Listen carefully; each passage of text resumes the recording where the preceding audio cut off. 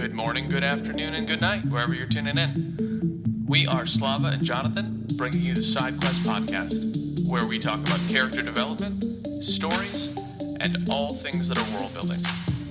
And we occasionally take side quests, because, frankly, that's how conversations work. Just as a reminder, this whole show is spoiler heavy. So sit back, tune in, and join us on this episode of Side Quest. Good morning, Slava.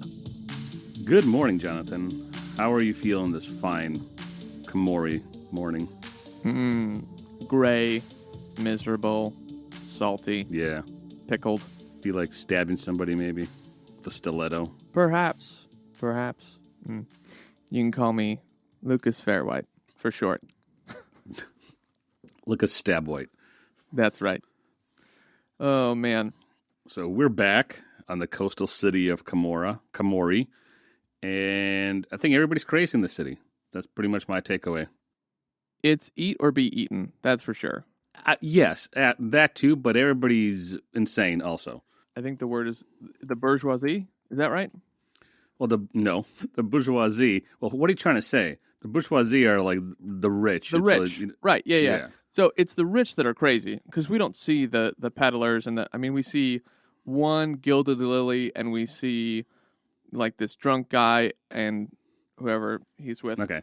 I present to you, Your Honor, an evidence box A bug, who's an insane kid. Yeah, but he's the special kid that got adopted by a gang of thieves. Yes, but my point still stands. Every character we meet is slightly off, in the best of ways, but slightly off their rocker. All right. I don't have a lot of evidence to prove you otherwise, because we don't see the average person walking around. We only see the crazy people. So, evidence-wise, I can't really combat that. I just think that in the world itself, there have got to be some average folks who are not thieves going around, because they're stealing these things from someone. They're stealing stuff from people. Well, not the gentleman bastards, but the other gangs that we are alluded to. And there's a whole other world. Anyway, sure, everyone in Camor is crazy. That's fine. All right. You win. 1 point for Slava. Thanks, everybody, for joining us on SideQuest. Make sure to click that subscribe button so you never miss a side quest. So you never miss a points quest, because that's all we're doing is points. Oh, man, that's great. So what skill, if you could pick a skill to be good at, would you pick to become a really great thief? What's your top skill that you'd want to be known for? Oh, that is an excellent question. I think for my job, since I do planning and execution of products and stuff, I think I would want to be the main con, like the guy who plays I don't know what the right term for it is, the main ruse, if you will. Okay, you want to be Lucas Fairwhite. You want to be the front hand. I feel like there's a name for it that I can't remember. Or this a close second and maybe even a tie, which I know is not necessarily answering your question the way you want it, but I'm also a good second in command.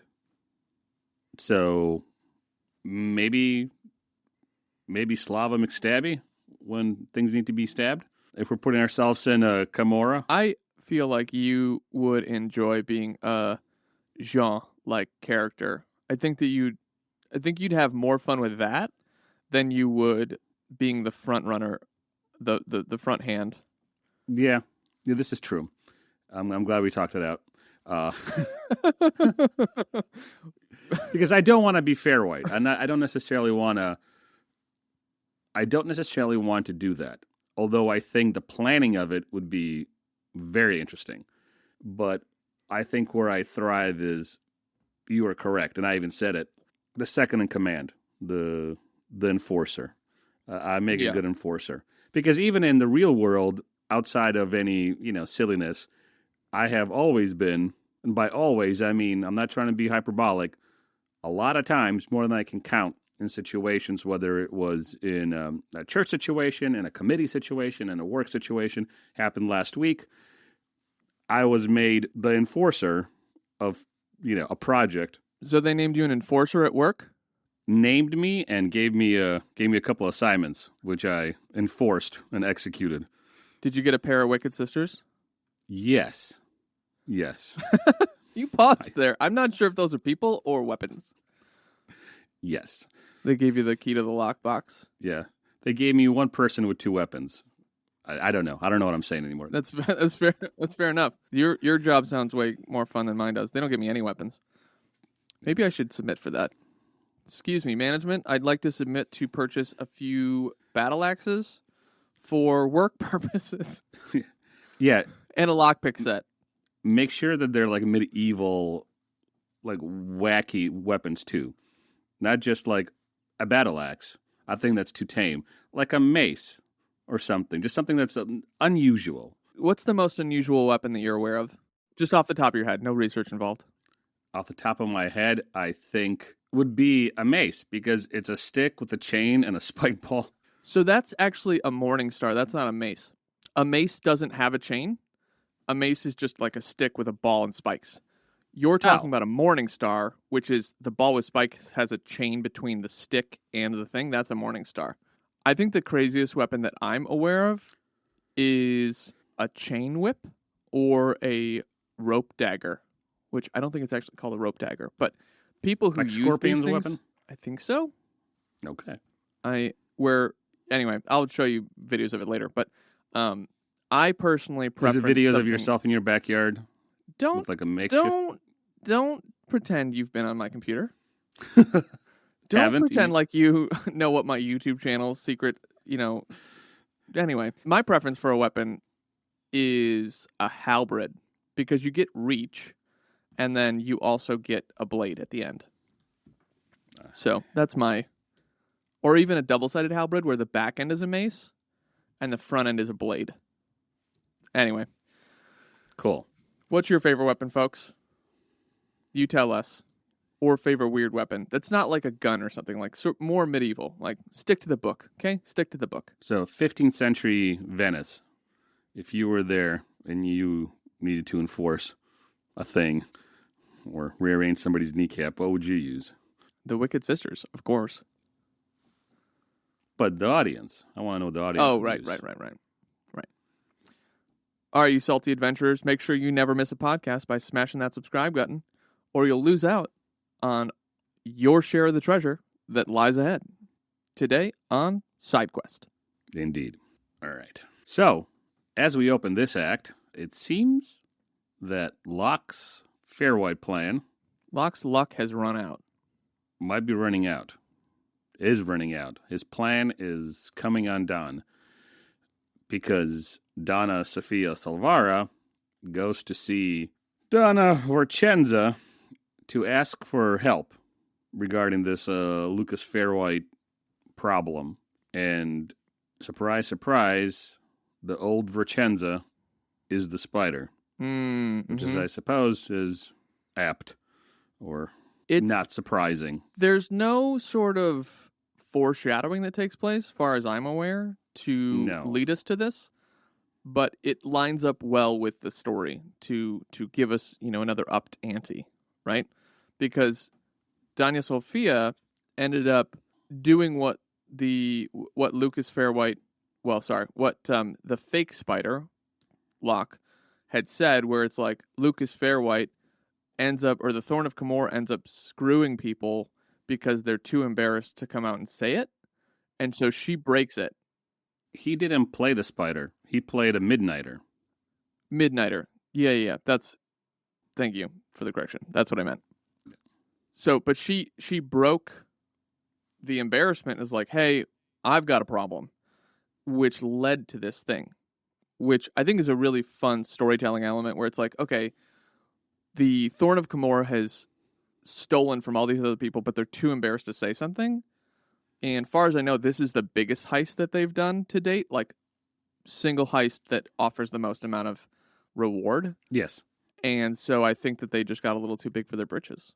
Locke's downfall or his Achilles heel is his hubris. Always. So. Always. After that, after we find out about the spider and Danya Forcenza and Danya Sofia, the Gentlemen Bastards find themselves in a piss-poor situation, pun intended, where Locke and the Gentlemen Bastards need to find a way to get Locke out of his fealty. So fealty is when you swear your allegiance to a higher power, or a lord, or a king, or a duke. And so with these thieves guilds, they have sort of a fealty to whoever the Kappa is over Camor. So the Gentlemen Bastards have a fealty to Kappa Bersavi that if he ever calls on them for some reason, they need to show up, which is what happens. And he says, I need you to come help me deal with the Great King. And Locke is like, yes, I'd love to do that. I don't have anything else going on that night. Plot twist, the Great King also wants him to show up and pretend to be the Great King. You could say that they're up Piss Creek without a battle? It's a bit of a stretch, but we'll give it to you. Well, I do the best I can with what I got. Mm-hmm. I spent all my energy on making urine jokes in the first episode we did, and so at this point... That's right, you did. Yeah. You did. So they end up coming up with a scheme. It's not more of a ruse, it's a scheme, where Locke needs to be visibly sick enough that he literally can't attend. So they get him some sort of like ipecac that just puts him down. And then when Barsavi's men come, they're like, hey, we need to go. And Locke is like, all right, I'm coming. And they're like, whoa, you can't come. You're terrible. Jean, take care of him. Are you sure we can still? No, take care of him. Which gives him the excuse of like, hey, it's like they're out of the first situation, but now that Locke needs enough energy to cover the second situation, which is go be the Great King. This is a fun level of ante that was upped, right? Like, you need to be in two places at once, and you don't have a choice because both powers are trying to get you to help their side out, and you're stuck in the middle, and you can't just tell either of them no. Right, because both powers will kill you. In different, terrible ways. Yes. So what happens when Locke ends up going to be the Great King? Locke does what he does best. He plays the Great King. Mm-hmm. And pretty quickly we realize that Locke's been by the Great King. Oh, yeah. And as soon as that guy started coming closer to Locke, he was just some guy who Barsavi said, hey, you're going to die in a couple of months because you got this disease. Why don't you go try touching the Great King, and we'll find out really if the Bonds Mage is protecting him completely or is just protecting him from, daggers and swords and arrows. So this guy starts coming towards Locke, and at that point I was like, the Bonds Mage's not going to protect him. Mm-hmm. Great King is trying to kill Locke. And lo and behold, guy touches Locke, nothing happens. Locke gets the living snot beat out of him. Yep. And pickled in some horse urine, which is always fun. Delicious. And Ooh. good thing he passed out right away because I think I would have too. So Jean and Bug save him. They end up making their way back to their hideout, and we find out that the twins are dead, which is very sad. Yeah, so big ruse from the Bonds Mage and the Great King that they're going to deal with both their problems at once, convincing Kappa Barsavi that the Great King is dead, and really luring him in to throw a party celebrating, which then brings all of his people together to allow the Great King to actually wipe them out, which was his bigger plan, which I didn't see that coming the first time I read this. It's just fun when there's like this really brilliant scheme that takes place from the bad guy, where you go, oh, hey, he got what he wanted, and then wait, oh, he actually had a different plan. I really enjoyed that sort of, it's not really a twist. It's just like a revelation of new information, right? Yeah, well, the ante keeps going up. We can't overstate or overuse that phrase. No, because it just continues to build up. You find the twins dead, and then Bug gets a bolt to the throat. Yeah, poor Bug. They break the knees of the assassin, burn him alive, which is always fun.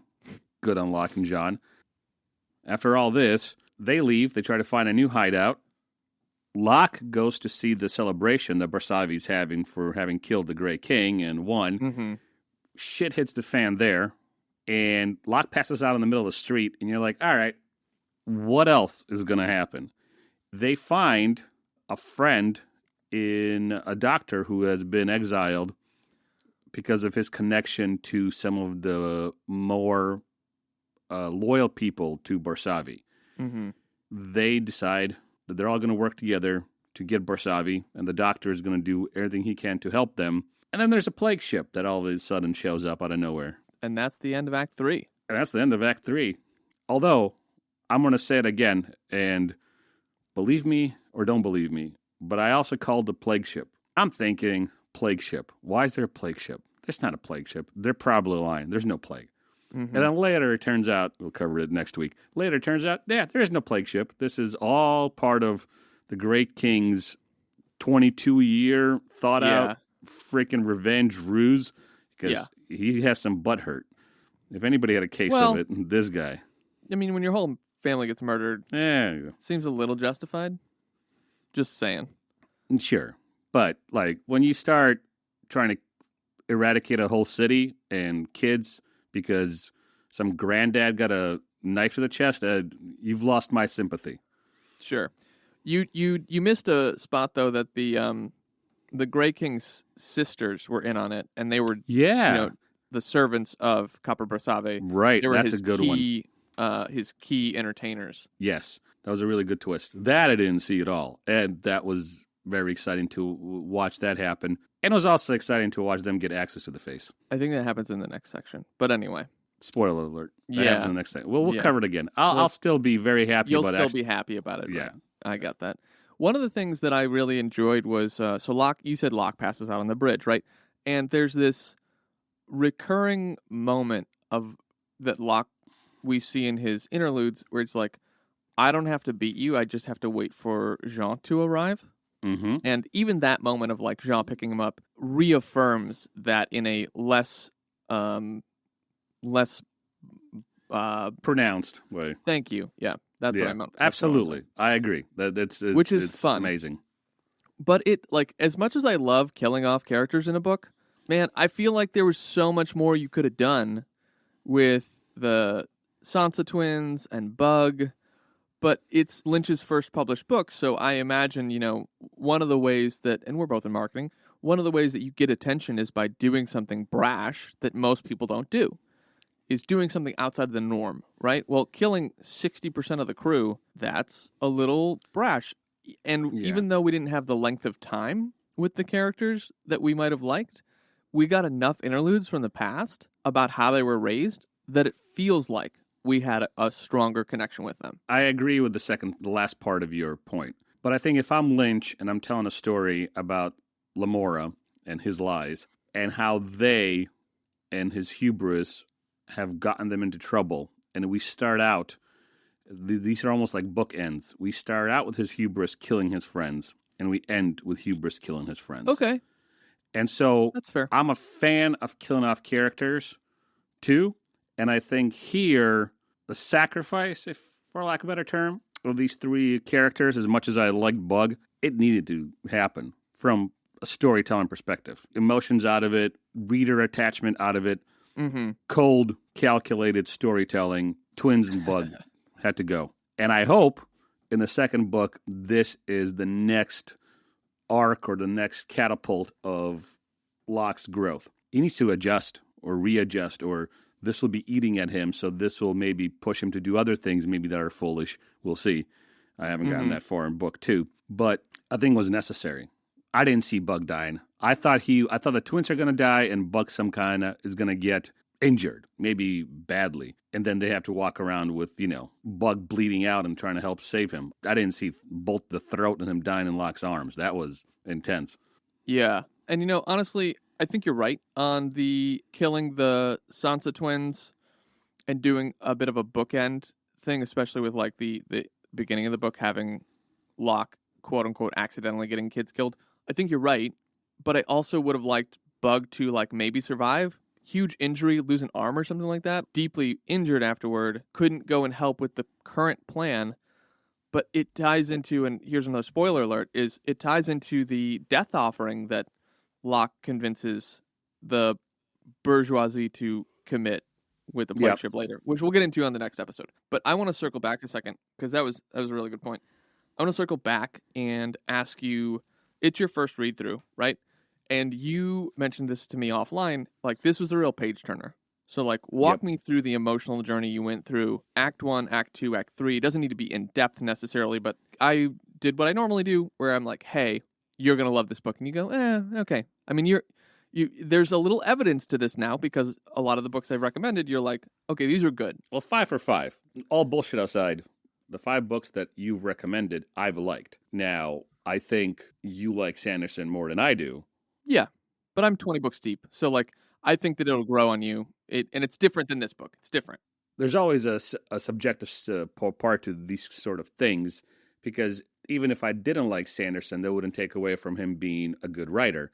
But Sure. everything you've suggested, not only do I think, okay, this is good because the writing's well done and I have my own opinions and understandings of what literature should be, and this, by those standards, is good. Outside of that, I've actually enjoyed every single book that you've suggested. Right. So, to answer your question, I couldn't tell you that there was these emotions that I felt and name them like 1, 2, 3. But I can tell you this. From the beginning of the prelude, I was like, ooh, this kid, he's being sold. And he's done something so terrible that this grouchy old thief maker is trying to get rid of him. Now, this is a good hook. And then it just into the stratosphere right away, meaning that there's not a lull in the story ever. I found myself wanting to know more about young Locke.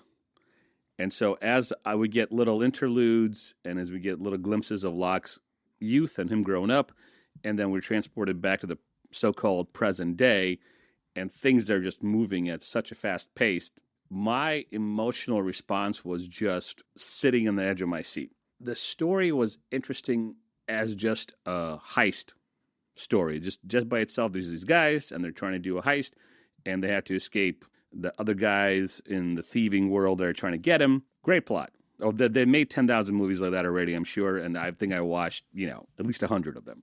Enjoy it. But here, it's the world that's unique, religious system that's unique, which I have a question for you later on, and these characters that have to beat almost unbeatable odds, and you're with them going like, oh crap, how is Locke going to come out of this one? Oh, well obviously Locke just goes into doing his shit with eyes wide open and stiletto in his hand, and walks into trouble or problems or whatever. And part of it's hubris, part of it's confidence, part of it's him being, Camor and totally insane. And you're with this, you're in a car ride, right? So what can you say about the emotions you feel if you are in a car with somebody who's taking out light poles and going through cornfields and just hit a lady with a walker? And you're like, what the hell is going on? Right? The emotions that I was feeling, it was one emotion. I was just like, wow, I want to know what happens next. It was intrigue. I was intrigued. And I like the characters. So you want them to succeed. You don't want a book to die. You want Locke to get out of this, and you're watching him, throw up, and just the complete insanity that scene was. After he took the epicet, and then as he's barely alive, getting the snot kicked out of him by Barsavi's men, and one of Barsavi's sons says, "This is for Locke Lamora," and punches him in the teeth. Yeah. You're like, come on, man. Like, what else could happen to Locke that hasn't happened yet? So I can't give you an emotion I felt, but the immersion into this world was fascinating to me. Yeah. Yeah, and I think we talked about this in a previous episode. If it was offline, I apologize, audience, where part of the reason that this fantasy book feels unique is because it's set in like 15th century Italy, Venice.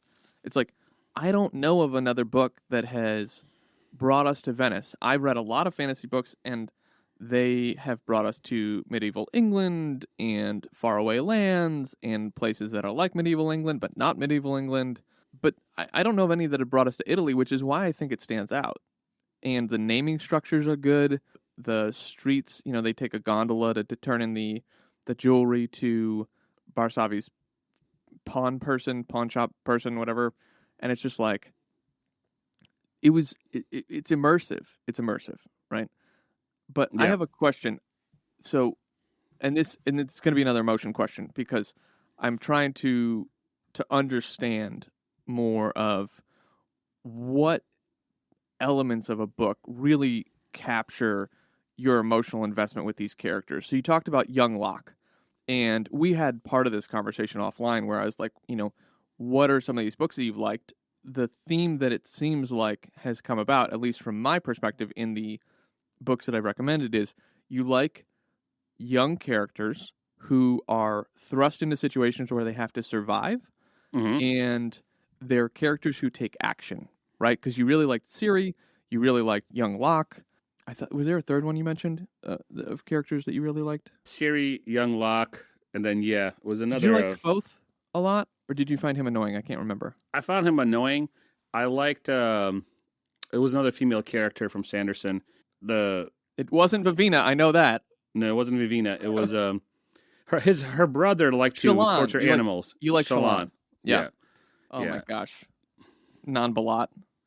Pulling arms off crafts. We're not done with him yet, but freaking a psychopath. Yeah. Yes, I like coming of age stories, and I like young characters that are thrust into a situation that is maybe harrowing that they need to get out of. It's something that has life or death consequences. That kind of stuff I like a lot. And I resonate and identify with characters that take action.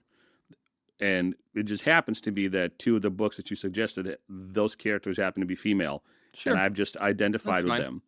I'm not defending myself. I don't care. I am who I am. I like these female characters. A real ladies' man. Yes. Yes, I am. I like those characters because they are thrust into a situation that almost seems unbeatable, and they make it out.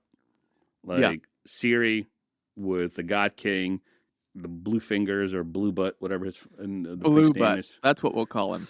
Blue Butt Fingers. Ciri and Shallan, and here we have Locke and Jean.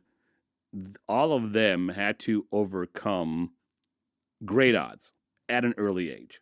And I'm captivated by that. Especially if I find bits of myself in those characters, like definitely with Ciri and definitely some stuff with Locke. I can see a little bit of me in them. So then it's easier to identify. Then you have more of a stake in the story. You're like, oh, wow, what's going to happen to Ciri? Is she going to best Blue Fingers? Or what's going to happen to Locke? Is he going to get out of the situation? Or what? Yeah. Do you think that part of the reason you resonate with these characters is due to your upbringing? Absolutely. Yeah. Any first-year psych student could figure it out, right? It's absolutely that. I don't know if I should be insulted that you called me a first-year psych student or if I should take it as a compliment. I'll just choose to take it as okay. All right. Great. Thanks.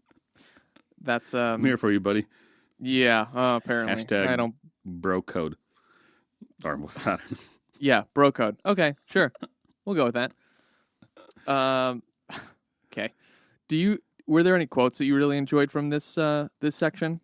Yes. It is very emotional kind of thing where Locke realizes that, he got his friends killed. I promise you a death offering, brothers. I promise you an offering that will make the gods themselves take notice. This I swear to Chains, who kept us safe. I beg your forgiveness that I failed to do the same. Like that was quite honestly, a very moving section of the book. That's the only thing that I put down in our episode notes as a quote, because there's nothing else to follow. If you keep this for the last quote or you front load this quote, that's it. That's the section. That's all that needs to be quoted. Locke will accomplish this, right? He will fulfill a second death offering at the end of the book. I think just a powerful section. I think it speaks to Locke's character growth, where he really only grows when he's forced to grow, and I think that should take And Yes. I know that that's something that we all kind of go through, right? But I think that with Locke, because of his level of hubris, he isn't proactively choosing to grow. And this is a theme that will come back in the subsequent books. I don't remember book 2 as clearly as I remember book 3, but there are certainly things that happen where he could have chosen to grow, but instead he keeps relying on his old faithful, which is what I'd call his intuition, or I would call his... Yeah, I think hubris also makes sense. But Yeah, because you can have good intuition, but an overinflated view of yourself. yeah, it leaves you open to risk because you're not looking for the areas of risk. Yeah. Which then gets your friends killed. Well, as we covered. So, all in all, great section. Yes. Really good, not good, a great, strong first book in a series. Absolutely. Just super strong. And to your point, it might be the strongest first book that I've ever read. I hesitate because I think that it did a better job than Warbreaker in some ways, but I also really, really love Warbreaker. They're both good. They're both great books. Because they're both good. They're just different. And, Yeah. Reasons that I love Warbreaker, book 1, is because of Vasher and Nightblood, right? And reasons that I love the Lies of Locke Lamora is it's so unique and immersive, and the characters and the upped ante and just all the stuff we covered, right? So both very great first books for different reasons. Yeah, for sure. Now, as we land this plane, this is going to be a little bit of a shorter episode, but something I mentioned earlier, and if I don't ask it now, I think it'll get just lost. So, what did you think about the religion system in the book? Because if I had one complaint, this would be it. But I wouldn't rewrite anything, or I wouldn't even take away points from the scale which we'll do the last episode. Do you think that the religion system was explained enough or not enough? I think this is a good question. I think that I'm winning you over because I think that you're starting to fall in love with world building in closer. Yeah, that's right. Grown a little bit. World building where you're like, oh man, I kind of want to know more about this thing. So is that what we're alluding to here, Slava? Ever so slightly. Yes. Yeah. You could put your hubris in a box and you can shove it down a river in a barrel of horse piss. Yeah. Yes. So to answer your question. Answer the question. I'll have my own comments. Yeah. So I think that it's underexplained, but it's also perfect. And the reason I say that is because you get all the information you need to for how the religious system works in context of the world. And we have the main characters acting on that thing. And it's not a forefront topic, but it is a background topic that continues to come up at the right moments. From the ceremonies of them having dinner together to the beginning where they make a death offering to the second death offering that happens in Act 4, it comes up and then like the using it as a bargaining chip with the bourgeoisie when he's like, hey, I need to go do these things. And the best lies, and I think they cover this in Act 4, the best lies are the ones that are littered with truth, right? Where, oh, yeah. And then Danya Vercenza, we'll get into this in Act 4, but she's like, Locke was honest with us when he was telling us that he was a priest of the Crooked Warden. And she has this realization about what the death offering was and stuff like that. So, like, it's a perfectly used storytelling tool, which is why it's explained enough to be perfect, but it's underexplained because, as I have been trying to subtly lure you in with, like, good world building, makes you want more. Like, when I was with Roadside Picnic, where it's like, I want another 3 novels of this thing, like, and they can all be vignettes. I just want to know more because the author has captivated me with wanting to know, like, give me more of this world. So that's my answer. What are your thoughts? That's a good answer. And my answer is the same. Like, I kind of set it up in a way where you might think, or somebody might think my answer is going to be different, but it's literally the same. It's underexplained. Yes, I would like to know more. But as I say that, I am perfectly aware that if he spent a chapter's worth of pages explaining even two of the gods in more detail, or even the Crooked Warden in more detail, it wouldn't add to the story, and I might get a little bored because that would be the lull that takes away from the action. Anyway, I thought that was a good question because it forced us to maybe take a stance that, hey, maybe Scott Lynch didn't write that great of a book. He did. But it was one of those kind of like, let's throw this wrench into the gears and see what comes out.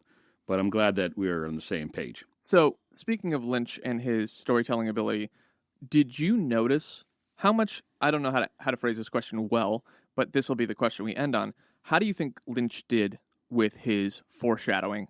Did you notice when he talked about, like, birds in the first act? No. It was like a sentence here, a sentence there, or like a figure in the background, and then it gets back into the action. I didn't notice that until they were referenced again in later scenes. So he probably did better than I think. Mm-hmm. And the reason I didn't notice is I was listening to the audiobook, and sometimes you lose when you're listening to the audiobook. Yeah, that's fair. So the Sanderson stuff and the Will White stuff, I have Kindle companions, so I will listen and read on the bus, and I get more retention that way. That's nice. Maybe I should have done that. Maybe I'll just buy this in the second book. I'll buy the Kindle versions too, so it'll help with retention. But I didn't notice those foreshadowing pieces until they were revealed later via internal dialogue or dialogue in general between the characters. And here's the thing. That's fair. The first, I think, 2 times I read the book, I didn't notice it. I noticed it this time. I was like, oh, shoot. Like, he mentioned a thing about when they're performing the first part of the ruse with the Silvaras, and Bug is like, oh, there was this big bird that was flying around. And then there's like another moment where, there's this figure in the background looming, and then it's back into the action.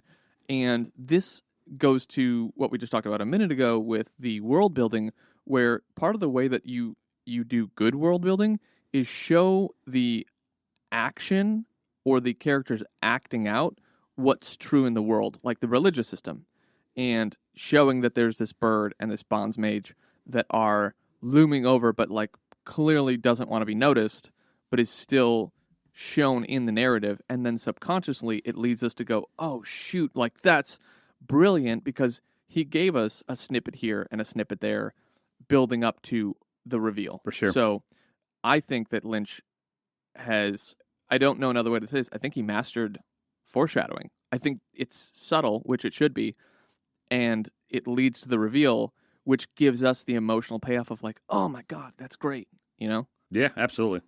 100%. Exciting. I think that's an excellent place to end, because next week we have Act 4, which is full of the funnest of fun. Yes. And the best of revenges and stabbies. So that's next week. I can't wait. And then what happens after part 4?